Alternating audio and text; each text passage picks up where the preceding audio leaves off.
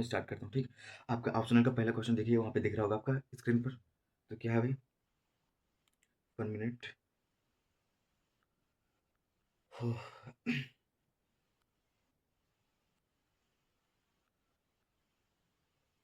हाँ, तो सेट का 2025 का दूसरा सेट का क्या है, फर्स्ट क्वेश्चन है, आपसे पूछ रहा है कि श्वेत प्रकाश की एक, उधर देखिए, श्वेत प्रकाश की एक किरण कांच के बने त्रिभुजाकार प्रिज्म से गुजरती है तो सबसे अधिक विक्षेपण रंग होगा, किस रंग का होता है सबसे अधिक विक्षेपण? तो ऑप्शन ए है लाल रंग, ऑप्शन बी है हरा रंग, ऑप्शन सी है बैंगनी रंग, ऑप्शन डी है पीला रंग। किस रंग का ज्यादा होता है भाई? इसमें आपका अच्छा रंग हो जाएगा, सॉरी सबसे सही रंग हो जाएगा जो भी जिसका सबसे अधिक विक्षेपण होता है, तो हो जाएगा बैंगनी रंग। आपने प्रिज्म देखा होगा ना, जैसे तो प्रकाश का अपवर्तन वाले चैप्टर में वर्ण विक्षेपण, प्रिज्म विक्षेपण, सभी प्रकार के विक्षेपण है ना। जब भी क्या श्वेत प्रकाश गुजरा है तो 7 रंगों में विबग्योर में मल्टीपल हो जाता है ना, डिवाइड हो जाता है, सॉरी डिवाइड हो जाता है ना। तो उनमें से सबसे अधिक कितना विक्षेपण विक्षेपण होता है? तो बैंगनी वाला रंग का होता है ना।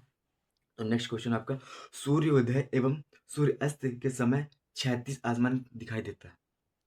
तो भाई ये बोला, जब सूर्य निकलता है और सूर्य जब अस्त होता है, डूबता है, ठीक है, तब कैसा रंग दिखाई देता है? आपका रक्ताभ दिखाई देता है, या सॉरी, ऑप्शन ए श्वेताभ, ऑप्शन बी रक्ताभ, ऑप्शन सी नीलाभ और ऑप्शन सी कृष्णाभ। तो रक्त श्वेताभ का मतलब होता है सफेद, और रक्ताभ का मतलब होता है लाल, और नीलाभ का मतलब होता है नीला, और कृष्णाभ इसमें से किस प्रकार का आपका रंग होता है? रक्ताभ नीला होता है, श्वेताभ सफेद होता है, या नीलाभ नीला होता है? तो ऑप्शन बी इज राइट, रक्ताभ होता है। रक्ताभ मतलब रक्त के जैसा लाल। रक्त किसे बोलते हैं? ब्लड बोलते हैं ना खून को। तो खून के जैसा लाल हो जाता है, लेकिन इतना भी लाल नहीं होता, लेकिन हाँ लाल हो जाता है, ठीक है। अब option, sorry, question number third, और बोल रहा है आपसे, ठीक है कि मैं लिख दूं ऑप्शन ए, ठीक है ना, और कोई दिक्कत तो बोल देना कमेंट में, ठीक है। अवतल दर्पण के सामने स्थित किसी बिंदु से गुजरने वाली प्रत्येक प्रकाश की किरण एक दर्पण एक दर्पण से परावर्तन के बाद वापस उसी बिंदु से पुनः गुजरती है। ऐसा कौन सा बिंदु है जो प्रकाश जो परावर्तन है उसके पुनः उसकी प्रकाश परावर्तन होने के बाद पुनः उसी बिंदु से गुजरती है? तो भाई इसका पहला ऑप्शन है दर्पण के ध्रुव से, बी दर्पण के फोकस बिंदु से, सी दर्पण के वक्रता केंद्र से, डी उपरोक्त में से कोई नहीं, मतलब इन सभी में से कोई नहीं। कौन सा ऑप्शन हो सकता है आपका? तो भाई इसमें से सी इज राइट आंसर। और लेंस कौन सा? अवतल लेंस के लिए ना, हाँ अवतल लेंस के लिए दर्पण का वक्रता केंद्र, क्या वक्रता केंद्र, option C is right, okay. अब हम देखते हैं चौथा क्वेश्चन। चौथा क्या बोल रहा है, किसी वस्तु का सीधा आभासी वस्तु से छोटा, किसी वस्तु है ना उसका क्या था, सीधा बन रहा है, पहला पॉइंट सीधा है, आभासी है, दूसरा वस्तु से छोटा है, तो प्रतिबिंब देखने के लिए कौन सा लेंस का प्रयोग करेंगे? ऐसा कौन सा लेंस का प्रयोग करेंगे क्या, जो इसमें हमारा जब प्रतिबिंब है कैसा दिखे, हाँ, वस्तु से क्या, वस्तु से सीधा दिखे, वस्तु का सीधा दिखे, आभासी दिखे, वस्तु से छोटा दिखे, ऐसा कौन सा लेंस यूज करेंगे? तो भाई ऐसा ऐसा उपयोग करने के लिए आपको उत्तल लेंस, सॉरी अवतल लेंस का उपयोग करना, अवतल लेंस का उपयोग करना चाहिए। अब इसमें कोई देख लीजिए आप कौन सा ऑप्शन है, ठीक है। और ऑप्शन बी इज राइट, यानी कि अवतल लेंस का उपयोग करना पड़ेगा, ठीक है आपको, ठीक है। और इसमें बोल रहा है कि फर्स्ट क्वेश्चन बोला है, फिफ्थ बोला है, एक विद्युत परिपथ में बहने वाली धारा की इकाई होती है, क्या होती है भाई इकाई? आप लोग को तो मालूम होना चाहिए, ऑप्शनल है। धारा का मात्रक, प्रतिरोध का मात्रक, कार्य का मात्रक, है ना, इनका मात्रक याद होना चाहिए। तो इसमें ऑप्शन क्या बोला, धारा का मात्रक, यानी कि एम्पियर, इसका मात्रक क्या होता है? एम्पियर। और इसमें दे रखा है, और आपको कंफ्यूज करने देते हैं वोल्ट, वोल्ट किसका मात्रक होता है? वोल्टेज का, विभवांतर का मात्रक होता है, ओके। और ओम दे रखा, ओम किसका मात्रक होता है? प्रतिरोध का, रेजिस्टेंस का, ओके। वाट, वाट किसका मात्रक होता है? वर्ग, कार्य का मात्रक होता है, ओके भाई। मैंने चारों समझा दिए। देखो, वोल्ट होता है वोल्टेज का, एम्पियर होता है धारा का, ओम होता है प्रतिरोध का, और वाट होता है कार्य का मात्रक, ओके।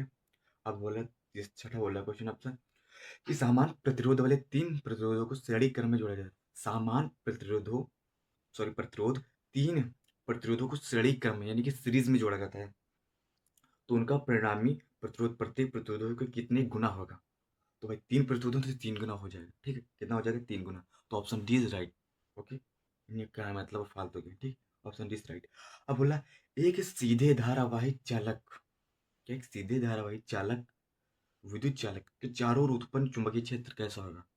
भाई चुंबकीय क्षेत्र क्या होता है? वृत्ताकार में होता है। जब भी कोई, अगर हम चालक, अगर ऐसे चालक रखें तो उसमें क्या होता है? वृत्ताकार होता है, यानी वृत्ताकार होता है, क्या ऑप्शन कौन सा हो जाएगा? वृत्ताकार, ठीक है ना, सरल रेखी हो जाए ना, त्रिभुजाकार ना चतुर्भुजाकार, ये हो जाएगा वृत्ताकार, ओके।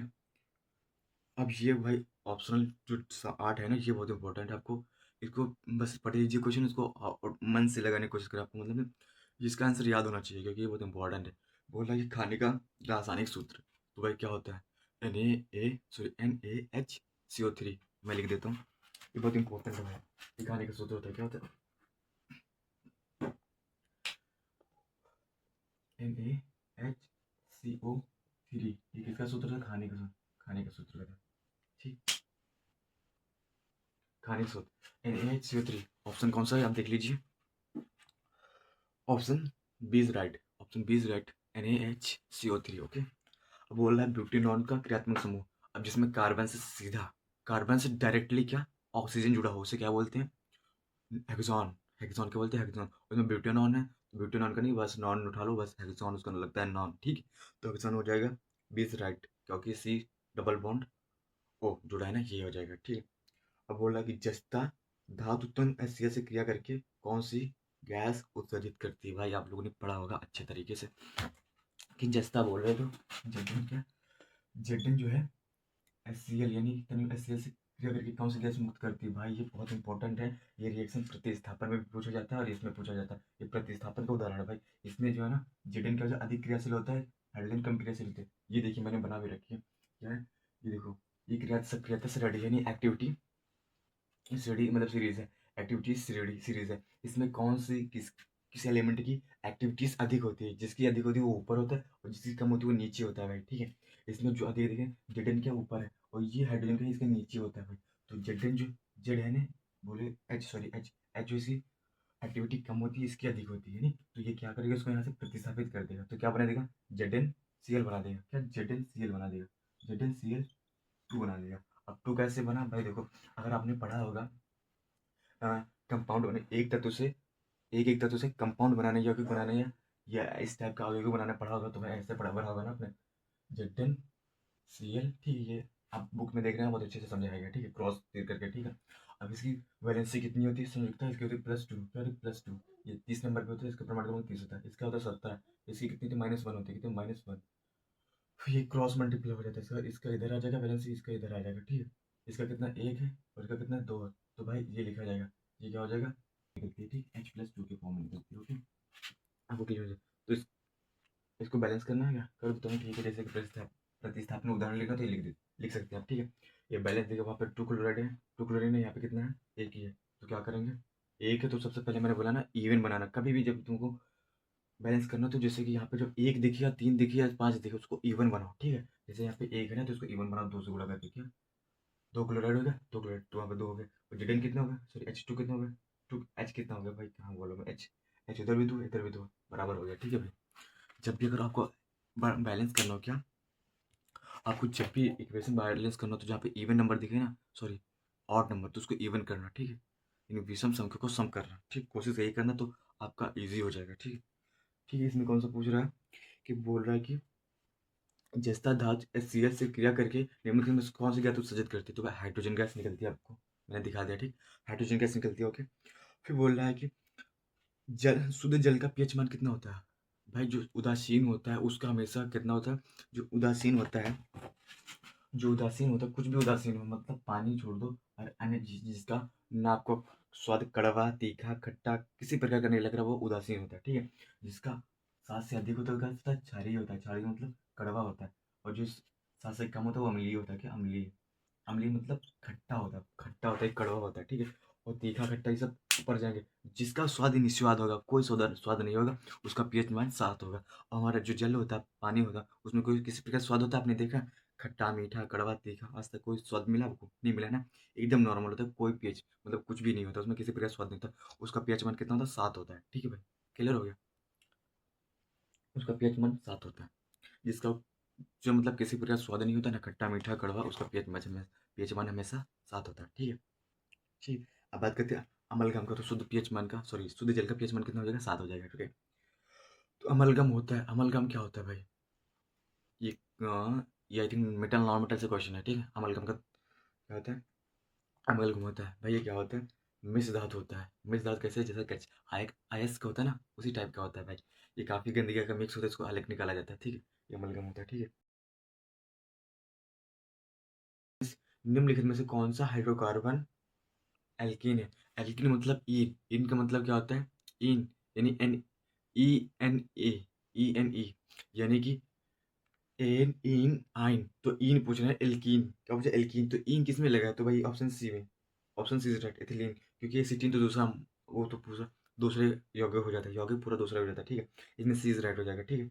अब नेक्स्ट देखते हैं हम लोग, नेक्स्ट क्वेश्चन पूछ रहे हैं, विखंडन विधि द्वारा जनन होता है, किन किन में होता है विखंडन विधि? जिसका टुकड़े कर दो वो दूसरा उसका जीव ही बन जाए, जैसे मैंने अमीबा को काट दिया, अमीबा को थोड़ा तोड़ दिया कहीं से, मतलब उसका एक पार्ट अलग कर दिया, एक भाग अलग कर दिया, तो वो दूसरा जीव बन जाता है, विखंडन उसे बोलते हैं, ठीक है। तो पैरामीशियम में, पैरामीशियम में, अमीबा में, यूग्लिना में और उपयुक्समी में, तो भाई इन तीनों में होता है क्या? पैरामीशियम में, अमीबा में, यूग्लिना में, तीनों में होता है क्या? विखंडन द्वारा जनन, ठीक बोला। अलिंद और निलय किस मानव मानव अंग के भाग होते हैं? अलिंद और निलय किस मानव जो होता है, मानव शरीर में ऐसा कौन सा अंग होता है जिनके भाग होते हैं? तो भाई आपने हृदय सुना होगा, बायलिंद, दायलिंद, है ना, ये चार, जिनमें चार भाग होते हैं, ठीक, ये हृदय के भाग है, तो इसमें ऑप्शन कौन सा? हृदय, ऑप्शन ए इज राइट, ठीक। हृदय के, ना यकृत के होते हैं, ना वृक्क के होते हैं, ना मस्तिष्क के होते हैं, जी, हृदय के होते हैं, ठीक है। अब बोला है निम्नलिखित में से कौन सा पादप हार्मोन्स नहीं है, जो पौधों का हार्मोन्स नहीं है, ऐसा कौन सा इसमें से हार्मोन्स है जो पादप हार्मोन्स नहीं, जो पौधों का हार्मोन्स नहीं है? तो option C is right, insulin, ये मनुष्य में पाया जाता है, ठीक है।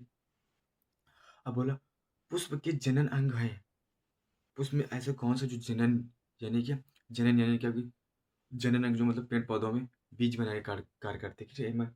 ऐसे कौन से हैं, मतलब 17 पूछ रहे हैं, पुष्प के ऐसा कौन सा अंग है, जनन अंग है, सॉरी, पुष्प के जनन अंग है, जनन, पुष्प के जनन अंग है, 17 पूछे, तो इसमें कौन सा ऑप्शन जिसमें जनन अंग है? तो भाई ऑप्शन सी इज राइट, पुंकेसर एंड इंत्रिकेसर, पुंकेसर एंड इंत्रिकेसर मतलब एवं, पुंकेसर एवं स्त्रीकेसर, ये ऑप्शन, ऑप्शन राइट हो जाएगा, ठीक। अब मेंडल ने गणित एवं विज्ञान का अध्ययन किस विद्यालय से किया था? ये तो आप लोगों ने पढ़ा नहीं होगा, फिर भी आप लोग देख लेना उनका जीवन परिचय, क्योंकि आपके अगर वो आपकी सरकारी कॉपी होगी, उसमें डिटेल में दिया होता है सबका जीवन परिचय, जो वैज्ञानिक ज़्यादा चर्चा की जाती है जिस टॉपिक में, तो इसमें मेंडल वाला ना, इसमें वियना विद्यालय से किया था इन्होंने, ठीक है, वियना विद्यालय, ठीक है, option C is right, okay. Mendel के अनुसार निम्न युग में से कौन सा प्रभावी लक्षण होता है, ठीक है। बोल रहा है मेंडल जो एक्सपेरिमेंट किए थे ना मटर के पौधों पे, उनमें से कौन सा जो प्रभावी लक्षण है, कैसा होता है, तो वो दर्शाता है कि ये प्रभावी, और कैसा होगा तो दिखाएगा अप्रभावी। तो सिंपल सी बात है, इसमें कौन सा, क्या मेंडल के अनुसार निम्न युग में प्रभावी लक्षण कौन सा है? तो ऑप्शन सी है, क्या ऑप्शन सी इसका राइट है, क्या लंबा तना व लंबा, सॉरी, हरे बीज पत्र, लंबा तना व हरे बीज पत्र, क्या लंबा तना व हरे बीज पत्र, ठीक है, इसका राइट आंसर हो जाएगा। अब बोला आहार श्रृंखला में प्रथम पोषक स्तर बनाते हैं, जो आहार नाल होता है, जो पूरा पाईतंत्र होता है, ये इसको खाएगा, वो उसको खाएगा, ठीक है। तो इसमें जो आहार नाल में जो प्रथम यानी प्रथम पोषक स्तर बनाते हैं, क्या बनाते हैं भाई? उत्पादक होते हैं, वो तो बेचारे उत्पाद करते हैं, लेकिन दूसरे से खा जाते हैं, दूसरे वाले क्या होते हैं, द्वितीय, क्या है, द्वितीय श्रृंखला वाले खा जाते हैं, और तीसरे वाले उनको खा जाते हैं। जैसे फॉर एग्जाम्पल घास होगी, उसको टिड्डी ने खाया, टिड्डी को किसने खाया? बाज ने खाएगा, ये होगा था ना, प्रथम पोषक उत्पादक घास हुई, द्वितीय पोषक टिड्डी हुआ, टिड्डी ने घास को खाया, और टिड्डी कौन खाएगा? टिड्डी कौन खाएगा? ये खाएगा आपको, बाज खाएगा, तो बाज क्या होगा? तृतीय पोषी होगा, ठीक है, तृतीय, तृतीय स्तर वो वाला होगा, ठीक है। अब ये एमसीक्यू हो गया भाई। जय हिंद दोस्तों, आज हम लोग स्टार्ट करने वाले हैं 2025 का दूसरा सेट। हम लोगों ने एमसीक्यू स्टार्ट कर दिए, मतलब सॉल्व कर दिए थे। हम लोग देखेंगे थ्योरेटिकल क्वेश्चन, ठीक, थ्योरेटिकल क्वेश्चन बहुत इंपॉर्टेंट है, ये सही पूरा पूरा इंपॉर्टेंट है, क्योंकि यार पिछले साल पूछे गए हैं, तुम लोग क्या थ्योरेटिकल वाले पॉइंट और सब न्यूमेरिकल पॉइंट देख के जाना, ओके, आप लोगों को सब कुछ पढ़ के जाना है, ओके, स्टार्ट करते हैं हम लोग। तो इसने पहला क्वेश्चन पूछा है थ्योरी का, बोला आसमान में तारे टिमटिमाते क्यों नजर आते हैं? आपने अगर पढ़ा होगा तो आपको मालूम होगा, और समझाइए, पूछ रहा है आसमान में तारे क्यों टिमटिमाते हैं, और इसे समझाइए। एक्चुअल में आसमान में तारे टिमटिमाते नहीं हैं, वो क्या होता है, प्रकाश के अपवर्तन के कारण ऐसा में प्रतीत होता है। जब भी आपने प्रकाश का अपवर्तन पढ़ रखा होगा, जब कोई किरण एक माध्यम से दूसरे माध्यम में जाती है तो क्या होती है, अपने मार्ग से विचलित हो जाती है ना।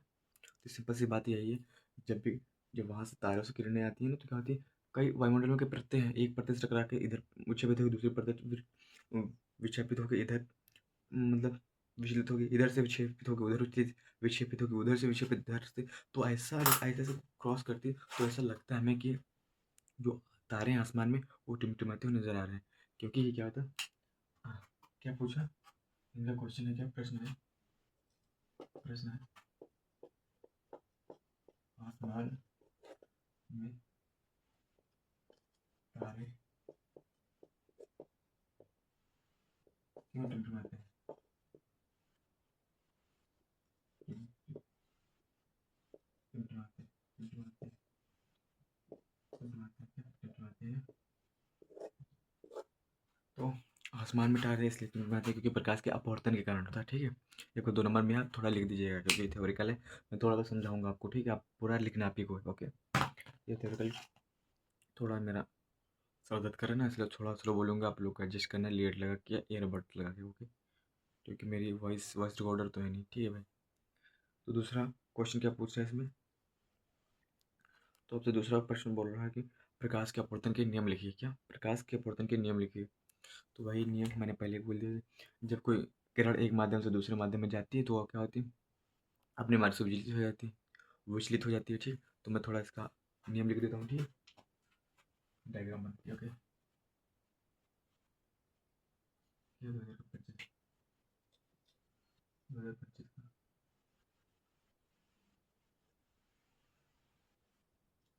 2025 का सेट नंबर दूसरा। तो क्या होता है? जब कोई किरण एक माध्यम से दूसरे माध्यम आती है तो अपने मार्ग में विचलित हो जाती है। जैसे एक किरण ऐसे आ रही है तो ये इधर इधर ऐसे जाके ना, ऐसे ना जाकर ये इधर हो जाएगी, क्या होगी? विचलित हो जाएगी, ऐसे हो जाएगी, ठीक है। तो इधर का विलंब किस होता है, ठीक है। तो ये विलंब होता है। मान लीजिए माध्यम ए है, माध्यम ए, मान लीजिए माध्यम बी है,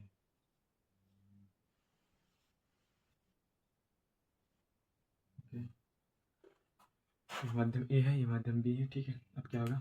जब किरण ये एक माध्यम से दूसरे माध्यम में जाएगी तो क्या होगा? मार्ग से विचलित हो जाते हैं।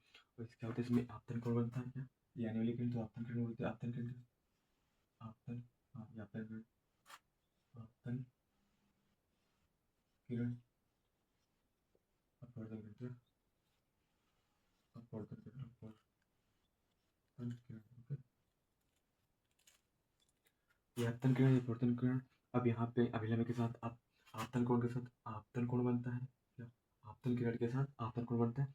ये अपवर्तन कोण के साथ अपवर्तन कोण बनता है, ठीक है। यहाँ पे हो जाएगा अपवर्तन कोण, एंगल आर, ठीक है। इसमें देखो, आप खुद गौर करो, ये आने वाली किरण, ये जाने वाली किरण, ये अभिलंब एक ही बिंदु पे है ना। तो पहला नियम यही कहता, आने वाली किरण जाने वाली किरण वाले आपतन कोण, प्रवर्तन कोण, नहीं सॉरी, आपतन कोण, अपवर्तन कोण और अभिलंब एक ही बिंदु पे होते हैं, क्या होते हैं? ये लिखिए नियम पहला, नियम पहला क्या होता है? आपतन कोण,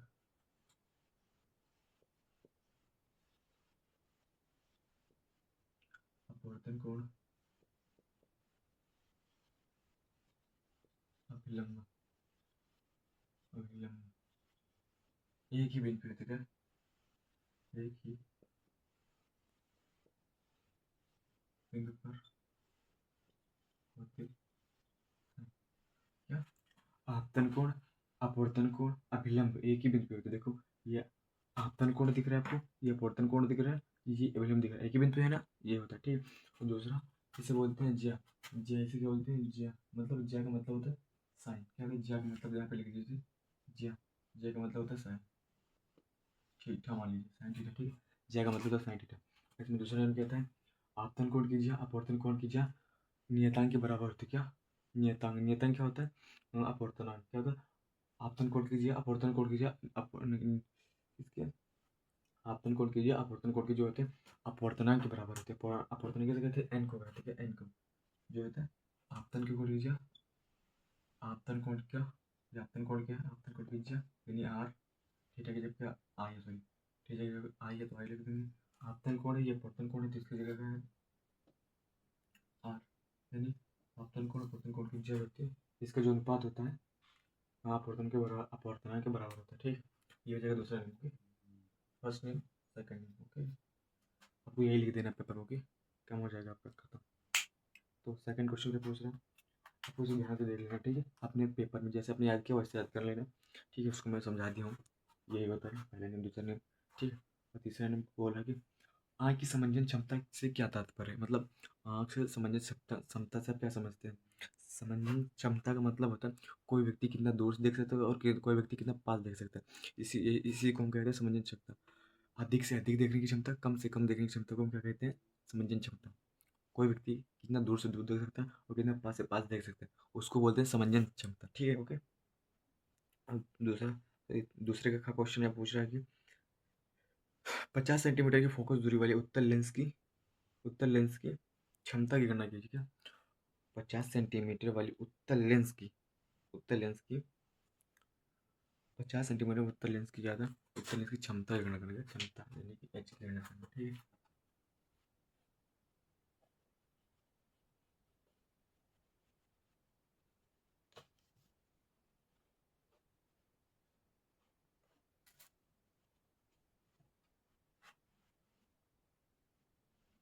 देखो, जब भी लेंस की क्षमता बोलेगा तो क्या करेंगे हम लोग? देखिए, फोकस दूरी कितने दे रखा है? एफ बराबर कितना दे रखा है? 50 सेंटीमीटर का। 50 सेंटीमीटर ओके। ठीक। एफ बराबर 50 सेंटीमीटर क्षमता पूछ रहा, उत्तल लेंस की क्षमता यानी लेंस की क्षमता पूछ रहा, यानी एच पूछ रहा है। एच पूछ रहा है। एच का सूत्र क्या होता है भाई? एच का सूत्र होता है 1/f, वो भी मीटर में। क्या? मीटर में, ओके। मीटर में 1/f मीटर में। अब क्या करेंगे हम? एफ निकालना है तो एफ ही निकालना नहीं, एच निकालना है। लेंस की क्षमता तो ठीक है, रखना ये रखा रहने देंगे, रखा देंगे। ठीक है, वापस 1/100 लिखे थे 50 सेंटीमीटर, तो ये सेंटीमीटर में इसको मीटर में चेंज करने के लिए बोला मीटर में ना, तो मीटर में होती तो मीटर में चेंज करने के लिए ऊपर क्या करेंगे? 100 से गुणा कर देंगे। क्या? 100 से गुणा कर देंगे, ये सेंटीमीटर हो जाएगा मीटर में चेंज। ओके, तो कितना? 100/50, तो 50 से कम 50, 50 दूना 100। ठीक, तो दो, इधर दो डायोप्टर आ जाएगा। क्या? चलो, अगर दो हो जाएगा, दो डायोप्टर आ जाएगा। क्या? ये आपकी लेंस की क्षमता थी, मैंने कैलकुलेशन किया। आप देख सकते हैं क्या क्या क्या ये मीटर में था, इसलिए सेंटीमीटर में पहले दे रखा था इसने। 50 सेंटीमीटर है ना, तो उसको मीटर में चेंज करेंगे, कन्वर्ट करेंगे तो क्या क्या 100 से गुणा करेंगे तो मीटर में हो जाएगा। 50 से कम पड़ेगा, 50 100, जो कहते दो डायोप्टर आ जाएगा। ठीक है, आपकी लेंस की क्षमता। ओके, देखते हैं नेक्स्ट क्वेश्चन। ये बहुत ईजी क्वेश्चन है, दो दो नंबर पूछे गए। ठीक है, देखिए कितने छोटे छोटे। अगर कोई कैलकुलेशन आ रही है, आपको लेंस की क्षमता सबके सूत्र मालूम होनी चाहिए। ठीक है भाई। तो तीसरा क्वेश्चन पूछ रहा है कि विद्युतीय प्रतिरोधों का श्रेणी क्रम, नहीं नहीं, ऊपर भी छूट गया। तीसरा का ओम का नियम लिखिए और सूत्र स्पष्ट रूप से समझाइए। भाई ये मैंने समझा दिया ऑलरेडी, अब मैं बता सकता हूँ इसका नियम क्या होता है। ठीक है, अभी फिलहाल में क्या तो नॉर्मल बता रहा हूँ, सूत्र सही थे। उसको मैंने समझा रखा है, मेरे पहले वीडियो में जाइए, वो बहुत बेहतरीन तरीके से समझाया है। आप उसको देख लीजिए, ओम का नियम आपको क्लियर हो जाएगा। Okay okay.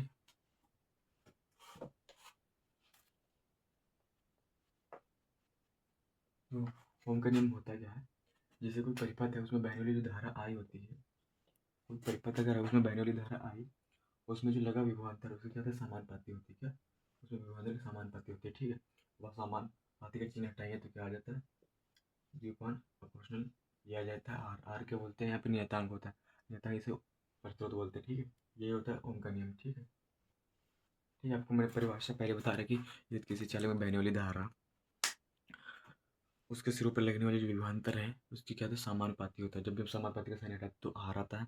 आर एक नियतांक होता है, जहाँ पर नियतांक है। ठीक है, आर का मतलब होता है प्रतिरोध। ठीक है, इसको हम तीन प्रकार से लिख सकते हैं। एक आई बराबर तो लिखा, आई बराबर लिखा है, तो वी बराबर लिखेंगे तो क्या होता है? आई आर हो जाएगा। ठीक, आर बराबर लिखेंगे तो क्या हो जाएगा? वी अपन आई हो जाएगा। ये तीन सूत्र होगा। ठीक है, आपको ये ध्यान रखना है। ठीक, कोई भी पूछ सकता है, किस भी बेस्ड न्यूमेरिकल पूछ सकते हैं। ओके, नेक्स्ट क्वेश्चन देखते हैं। आप ये मत कहना कोई लोग पी रखे हो सर, नहीं, बुखार बहुत तेजी के साथ है, बता नहीं सकता आपको। ठीक है, अब बोल रहा है कि विद्युतीय प्रतिरोधों का श्रेणी क्रम संयोजन क्या है? सूत्र से समझाइए। ये नहीं पता है, मैं बता रहा हूँ। ठीक, विद्युतीय क्या बोला? विद्युतीय प्रतिरोधों का श्रेणी क्रम संयोजन का श्रेणी क्रम संयोजन, ना कि समांतर श्रेणी क्रम संयोजन बोला। सूत्र सही समझाइए। तो देखिए, लेट्स स्टार्ट।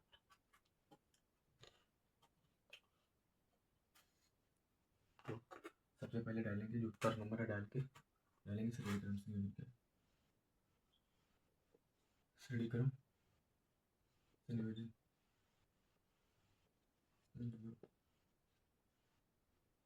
रेडियम से देखिए क्या होता है। आप इसे इस प्रकार समझिए, मान लीजिए प्रतिरोध यहाँ पे लगा है ऐसे ऐसे, एक मान लीजिए प्रतिरोध ऐसे लगा है, ठीक, एक मान लीजिए ऐसे लगा है।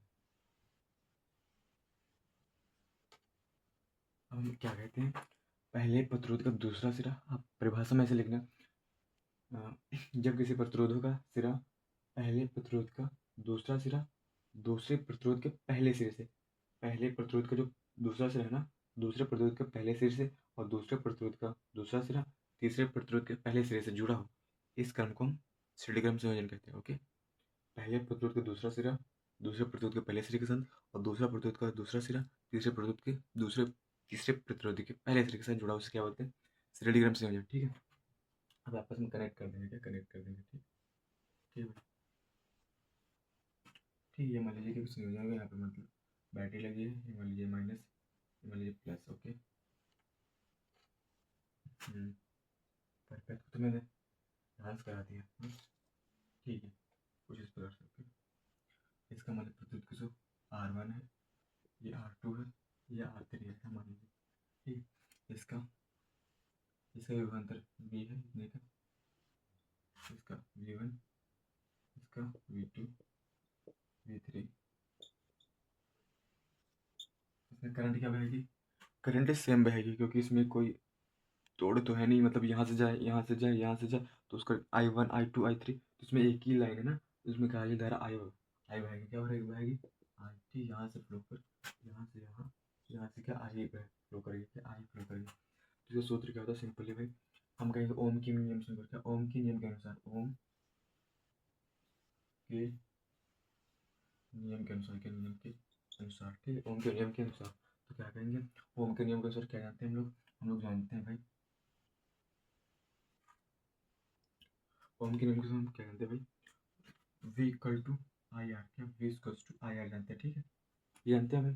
तो हम जानेंगे प्रतिरोध एक के लिए, प्रतिरोध एक के लिए ओम के नियम के अनुसार, ठीक है, लिख देना, प्रतिरोध एक के लिए ओम के नियम के अनुसार, ठीक है, फिर लिख देंगे। तो क्या करेंगे, प्रतिरोध एक के लिए क्या V क्या है, V1 है, ठीक है, ठीक, I क्या है, I ही है, R क्या है, R1 है, ठीक है, प्रतिरोध एक के लिए, ठीक, एक के लिए, इस समीकरण फर्स्ट बना लेना, ठीक है, फिर लिखना दूसरे के लिए, तो लिख देना इसी प्रकार, क्या इसी प्रकार सबके लिए, ठीक, इसी प्रकार, ठीक, इसी प्रकार V2 के लिए निकालेंगे, क्या V2 आ जाएगा I into R2। Okay, second समीकरण, सेकेंड। ओके, फिर थर्ड के लिए निकालेंगे V3 equal to I R3, ठीक, अब लिख देंगे समीकरण फर्स्ट सेकेंड थर्ड को कंबाइंड करने पे, हाँ, ये लिखेंगे समीकरण फर्स्ट सेकेंड थर्ड से, समीकरण फर्स्ट सेकेंड थर्ड से, बस उतना लिखना। फिर क्या कर देना, हम जानते हैं, क्या जानते हैं, V इक्वल टू क्या होगा, ये V लेंगे, V बराबर क्या होगा, V1 plus V2 plus plus V3। Okay, ये सब क्या क्या जोड़ देंगे, V बराबर ये सब को जोड़ देंगे, ठीक है। हम जानते हैं क्या था, V बराबर क्या था, V1 के बराबर क्या है, IR1, क्या IR1, ठीक है, V2 बराबर क्या, IR2, V3 बराबर क्या है, IR3। ओके, ठीक है, आज में क्या कॉमन मिल रहा है भाई आपको, देखो यहाँ पे क्या आएगा,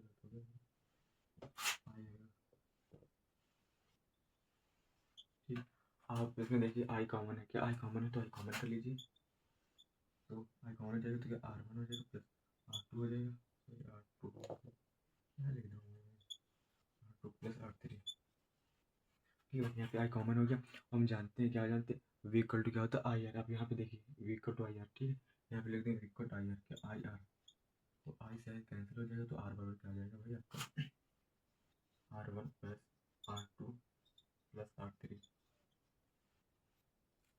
का सूत्र हो जाएगा, ठीक है, बहुत ईजी होता है भाई, इसमें कोई लफड़े की बात नहीं है, बिना लफड़ा करते आपसे, ओके, बहुत सिंपल सा है। आप इसको ना सॉल्व कर ले जाए एक बार, और सॉल्व करने के बाद प्रैक्टिस बहुत ज़्यादा ज़रूरी है, ठीक, प्रिपरेशन बहुत ज़्यादा ज़रूरी है भाई, इसको 2-3 बार प्रैक्टिस कर लीजिएगा, पूछा जाता है, ठीक है, हर बार ना पूछा जाएगा तो इस पर बेस्ड न्यूमेरिकल पूछ लिया जाएंगे, बोलेगा इस प्रतिरोध का 10 ओम है, ये 20 ओम है, ये 30 ओम, तो बताएगा तुल्य प्रतिरोध, बताइए कि तुल्य प्रतिरोध, ये 10 है, ये 20 है, ये 30 है, 10 20 50 50 60, क्या हो जाएगा 60, हम यहाँ पे 10 रखना है, यहाँ पे 20 रखना है, यहाँ 30 रखना, जोड़ देना आपस में, बस यही सूत्र लेगा, बस ठीक है भाई, काम खत्म हो जाएगा। ठीक, स्टार्ट करते हैं नेक्स्ट वाला।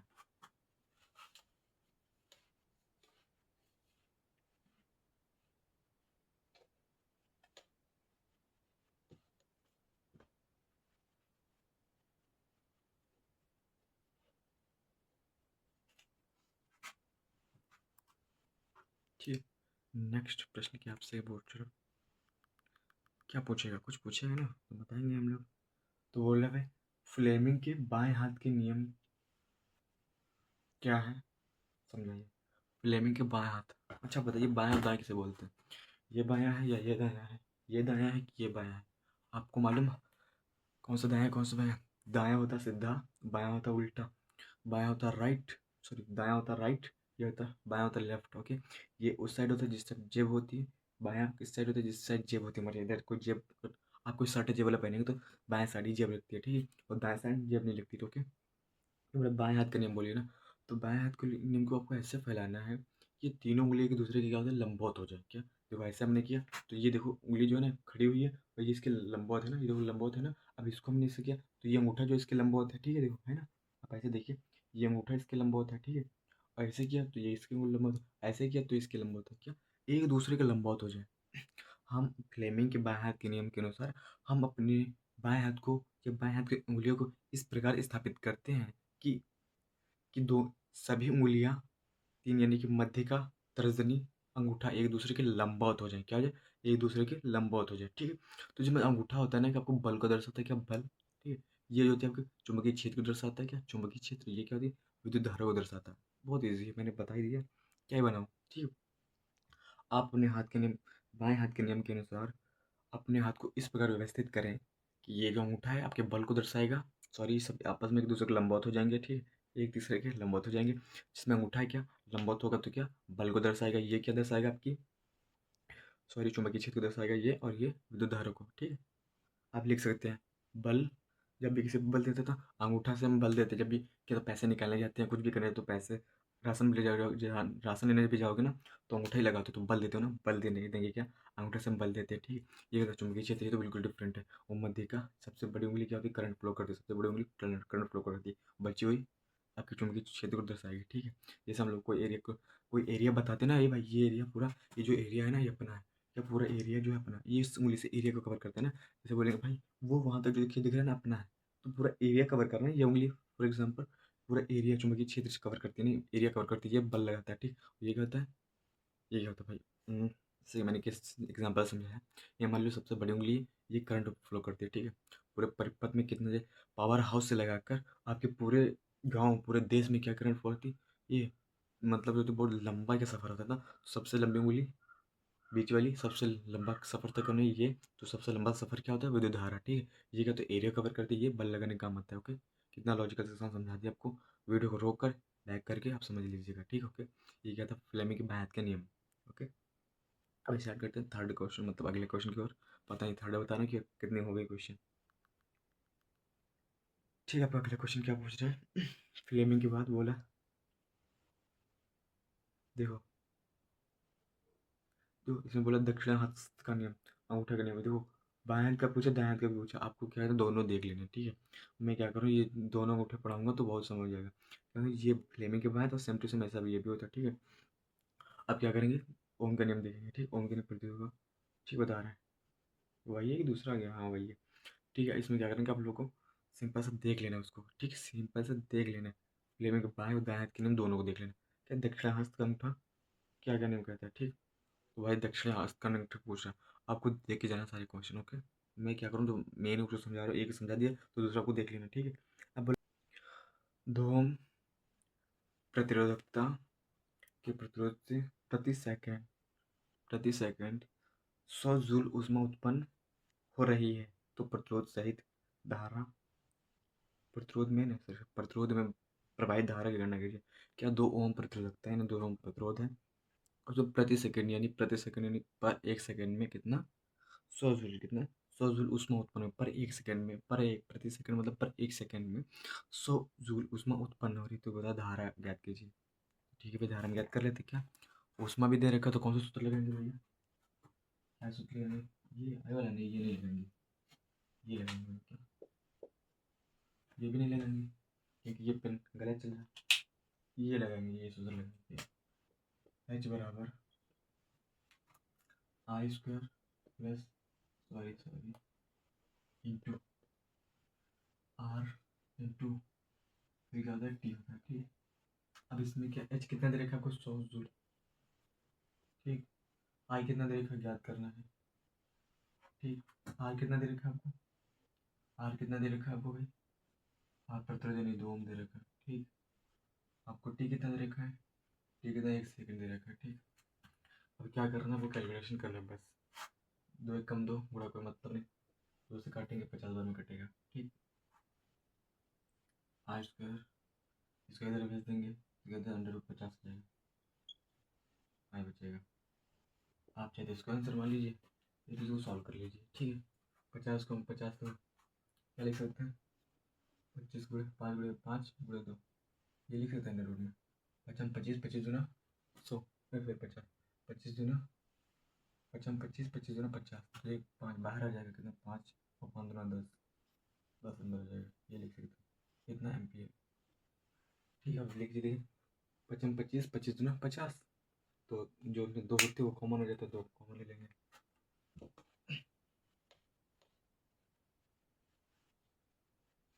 ठीक है, मैं ज़्यादा क्वेश्चन सॉल्व नहीं करा रहा हूँ, आपको बस समझा दे रहा हूँ। ठीक है, ये न्यूमेरिकल शायद एक ही था इसमें, एक या दो थे, बस मैंने करा दिए।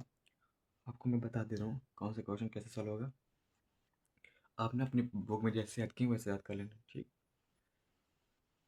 आप बोला चुंबकीय क्षेत्र में स्थित चालक पर अथवा में करके। ठीक है, चुंबकीय क्षेत्र में स्थित चालक पर लगने वाले किन किन मतलब चालक पर जो बल है किन किन कारकों पर निर्भर करता है। चुंबकीय क्षेत्र में स्थित धारावाही चालक पर जो बल है वो किन किन कारकों पर निर्भर करता है, तो भिन्न मतलब निम्न कारकों पर निर्भर करता है। पहले तो देखो मैं बता रहा हूँ, ये जो फोर्स है आपका किन किन कारकों पर निर्भर करता है। पहले तो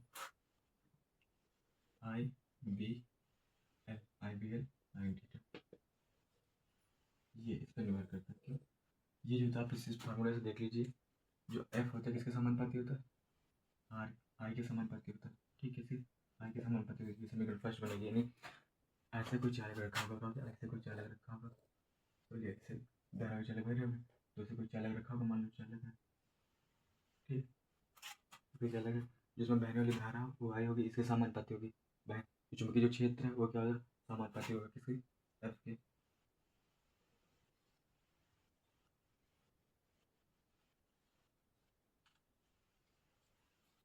ठीक, एल क्या होगा, ये भी समानुपाती होगा, 1 बाई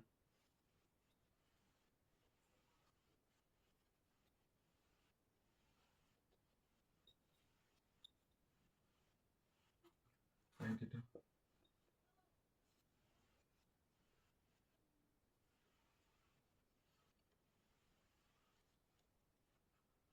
आप लिखेंगे कैसे, मान लीजिए ये बोलेंगे आप, किसी चुंबकीय क्षेत्र में रखे चालक पर लगने वाला बल निम्न कारकों पर निर्भर करता है। पहला क्या होता है, जो उसमें चालक में प्रवाहित धारा, जो चालक पर लगने वाला जो बल है, चालक पर लगने वाला बल चालक में प्रवाहित धारा के समानुपाती होता है। ठीक, पहले समीकरण ये लिखना है इतना, फिर ये समीकरण बना देना। ठीक, दूसरे में क्या लिखना है, चालक पर लगने वाला बल चुंबकीय क्षेत्र के समानुपाती होता है, ये लिखना, समीकरण बना देना ये वाली। ठीक, फिर तीसरे क्या लिखना, चालक पर लगने वाला बल उसकी लंबाई के समानुपाती, जो लंबाई करे लंबाई के समानुपाती होता है, ये बना देना। ठीक, फिर बाद लिखना, क्या लिखना, चालक पर लगने वाले बल चालक तथा चालक तथा चुंबकीय क्षेत्र के चालक तथा चुंबकीय क्षेत्र के चालक तथा चुंबकीय क्षेत्र के मध्य बने कोण की ज्या के समानुपाती, कोण की ज्या के समानुपाती, मैंने भी बताया ज्या किसे बोलते हैं, साइन थीटा बोलते हैं।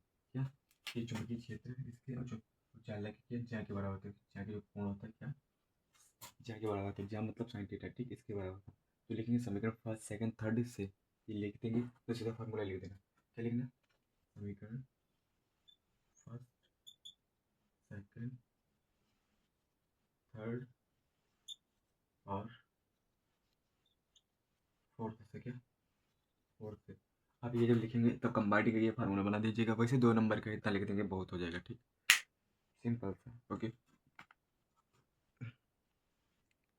क्या था, I B L sine theta. Okay, ये फार्मूला था आपका। फिर बोला सामान्य घरेलू परिपथ का एक आरेख बनाइए, ये इंपॉर्टेंट क्वेश्चन है, हर बार पूछा जाता है। आपको क्या करना है, बुक में देख लेना। ये विद्युत चैप्टर मिल जाएगा क्या, पहले क्या होता है, करंट कहाँ से आ रही, कहाँ से कैसे घर में फ्लो हो रही है, ये पूरा आपको चार्ट बना के दिखाना। ठीक, आपको पढ़ लेना एक बार। ठीक है, वो बोला, फिर एक बोल रहा, ये मैंने पहले सॉल्व करा दिया है। क्या बोला, निम्नलिखित अभिक्रियाओं की ये खंड बा खा है, इसमें क्या होता है, रासायनिक विज्ञान स्टार्ट हो जाए, रासायनिक विज्ञान। ठीक, इसमें बोला कैल्शियम हाइड्रोक्साइड और कार्बन डाइऑक्साइड, कैल्शियम कार्बोनेट, जल, ये बनना है। इनको क्या निम्नलिखित समीकरण को संतुलित रासायनिक समीकरण मिलेगा।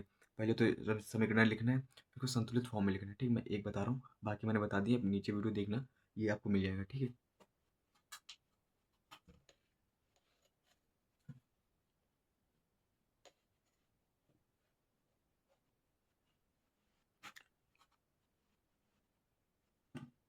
पहला क्वेश्चन बोल रहा है, 5 हो गया पहला।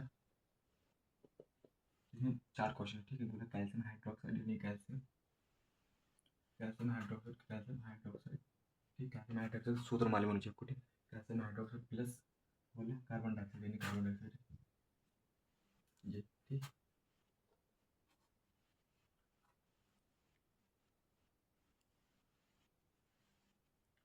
कैल्शियम हाइड्रोक्साइड का होल प्लस होता है। ठीक है, अब क्या होगा, बोल रहा है कि क्या बनेगा, क्या बनेगा भाई आपका, क्या बनेगा, देखिए आप ध्यान से देखना।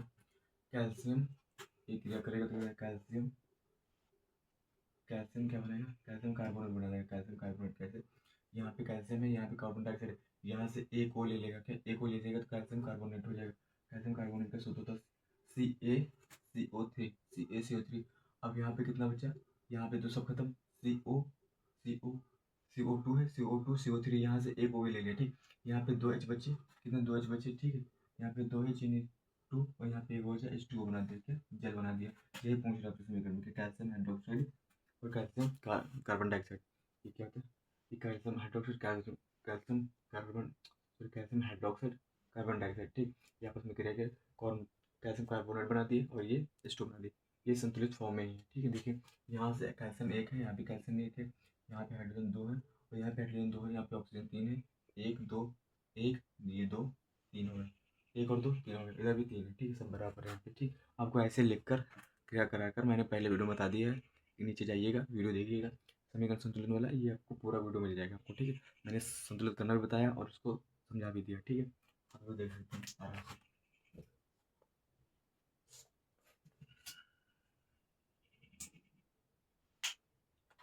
भाई ये मत कहना कि नशे में सर है, भाई बुखार बहुत तेजी के साथ है। ओके, दिमाग काम नहीं कर रहा।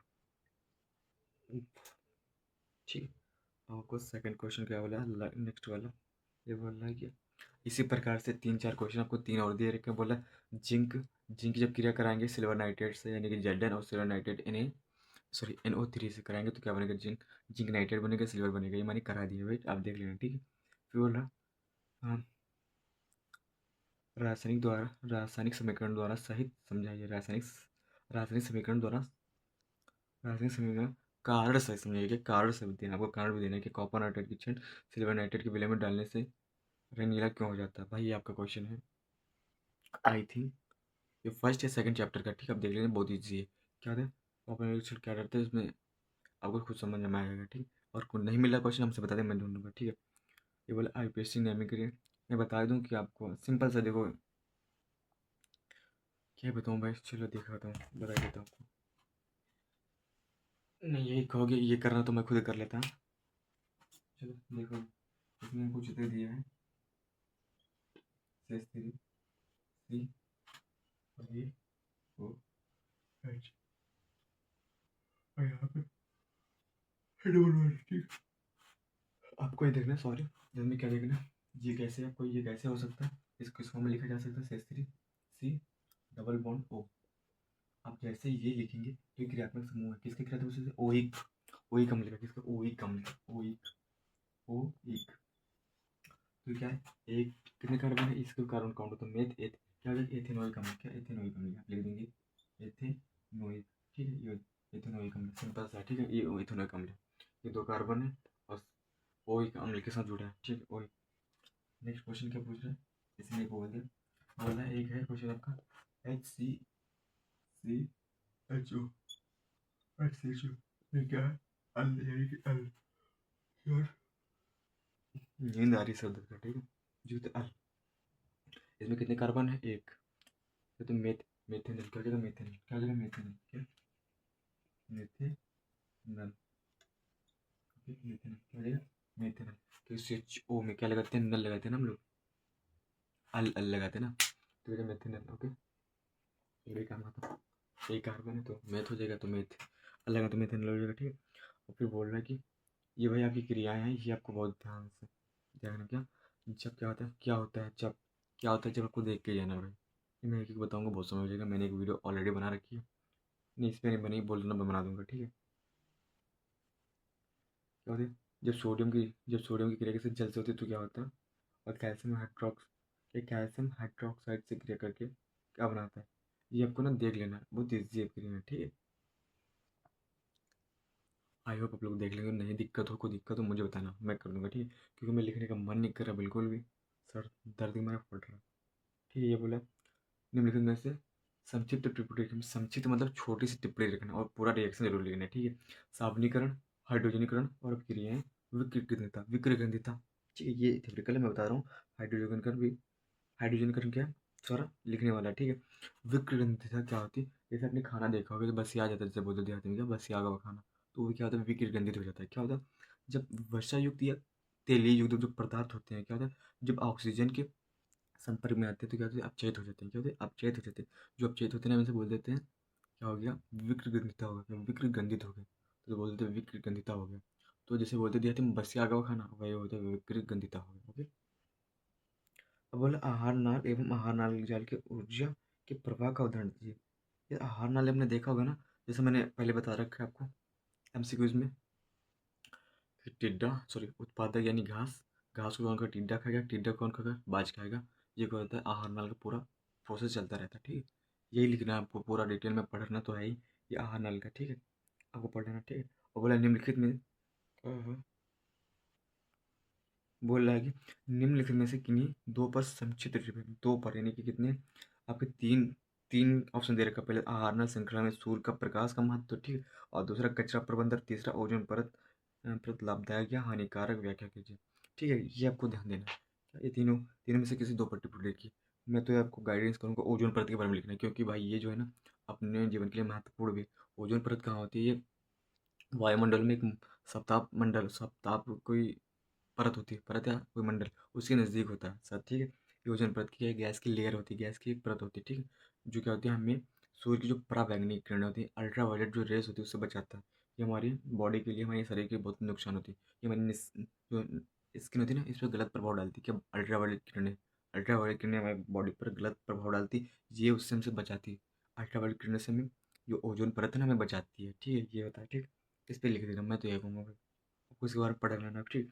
फिर बोला जनन में विभिन्नता एवं निबंध लिखिए। ये जनन में विभिन्नता के महत्व पर एक निबंध लिखिए।